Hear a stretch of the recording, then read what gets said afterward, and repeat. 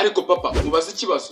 Ishuri nariretse muri 89 none uri kuri nsubizamo kujya bigende bite. Ariko kuko umuntu kagaragara ntago ari kabateye ngo mwese gusazi gusa abamosheje ushajya wibuka ko ndiso bizi nyine uri papa ariko utekereza amacuri.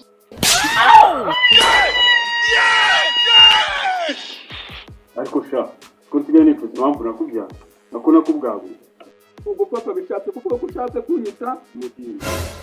Papa ngo ndi umutimbwe. umutimba umwe mu Ariko nubwo nakubwiye ngo ufite ubwonko bucuritse icyo gihe nari kubishidikanyaho. Ngubu none nashyize akadomo. ukimese we. Ariko se papa sibyo niba ugise umutimbwe kandi warambyaye ngo ntibivuze ko uri umutimbwe mukuru. Akingiye maze kubona impamvu tudatera imbere biterwa natwe se gute none turapanga kwiba nituhiye ikibazo si icyo None ikibazo ni ikihe?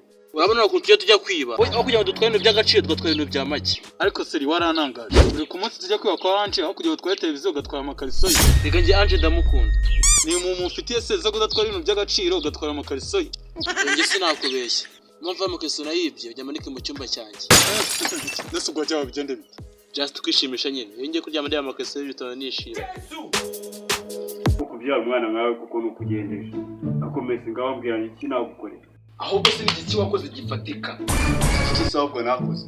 Ubuse sinakubyaye.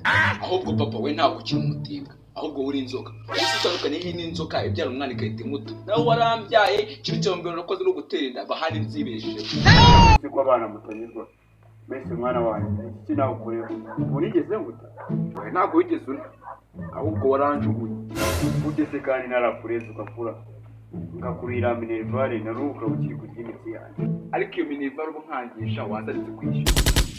Agaskinjinje. Kumva atembere n'icyo rarya.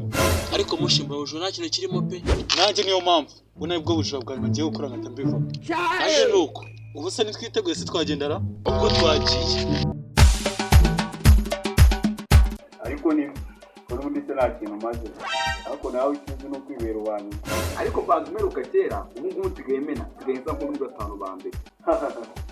Muri kino gihe ngwese nta piloti masa. Genda ubizanire turebe. Nta bya piloti wanjye. Ndagukubita ukigwa amatwi urajya kuyizana uri gukambakana. A few moments later.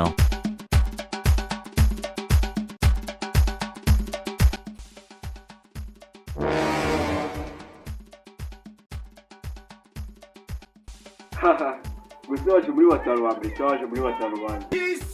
Okay, ngafata kino kigero cyanjye kukibika wakimenewe. Ndabona waratsinze da.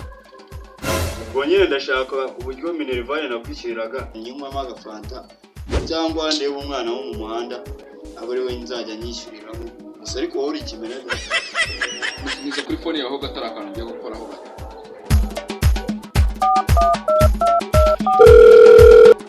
Halo Damascene.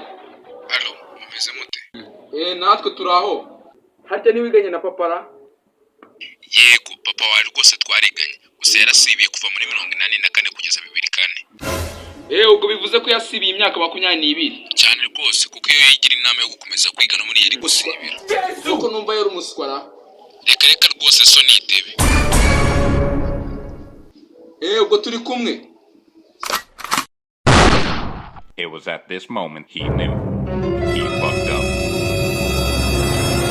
Reka no muri twese turabadebe.